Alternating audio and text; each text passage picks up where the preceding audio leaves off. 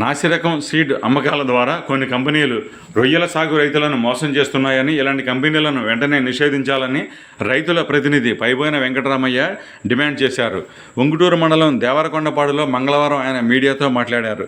ఈ కంపెనీలు చేస్తున్న మోసాల వల్ల రొయ్యల రైతులు తీవ్రంగా నష్టపోతున్నారని ఆయన ఆవేదన వ్యక్తం చేశారు. ప్రభుత్వం ఎన్ని ప్రోత్సాహకాలు ఇస్తున్నప్పటికీ కంపెనీలు చేస్తున్న మోసం వల్ల ప్రభుత్వ లక్ష్యాలు నెరవేరటం లేదని ఆయన ఆరోపించారు. ఇటువంటి కంపెనీలపై అధికారులు వెంటనే విచారణ చేసి కఠిన చర్యలు చేపట్టాలని ఆయన కోరారు. కంపెనీల మోసాలను ఎదుర్కోవాలంటే రొయ్యల రైతులంతా సంఘటితం కావాలని ఆయన పిలుపునిచ్చారు. మేము 9 లక్షల రూపాయలు 9 లక్షల పిల్ల తీసుకోవచ్చు. 9 లక్షల పిల్ల తీసుకొని దీనికి అయిన కాస్ట్ ఇదిగో 3,15,000.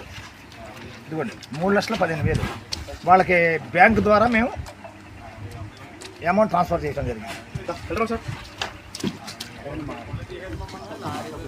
అలా మా పేరు ఉన్న కంపెనీని మేము నాణ్యమైన సీడ్ ఇస్తామని చెప్పేసి వాళ్ళు చెప్పి ఈ చెరువులో ఈ రోజున ఈ చెరువుని అర్థంతరంగా పెట్టవలసి వస్తుంది. ఎంత మేత వేసినా అది పెరగట్లేదు. ఎటువంటి దీనికి కావాల్సినవన్నీ ఎన్నో దీనికి కావాల్సిన వసతులన్నీ మేము ఎక్కువ చేస్తున్నాం. దీనికి కావాల్సిన మినరల్స్ కొడుతున్నాం, దీనికి కావాల్సిన మందులు కొడుతున్నాం. ఎవరు ఏదడితే ట్రీట్మెంట్ చేసాం. ఎట్టి పరిస్థితుల్లో కూడా ఈ రొయ్య మేతలు తింటుంది, కొద్దిగా ఒక రోజు మేత ఆపుతుంది, వైట్ కట్ వచ్చేసింది.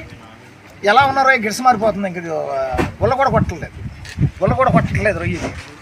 అంటే ఈ రోజు 150 కౌంట్ ఇది, 150 నుంచి 160 కౌంట్ ఇది, 30 కౌంట్ 40 కౌంట్ పట్టవలసిన. ఇంత లాస్ట్ టైం 40 కౌంట్ పట్టాము. బాబు దోషులో పెట్టి చూపించాము. దోషులో పెట్టి చూపించు.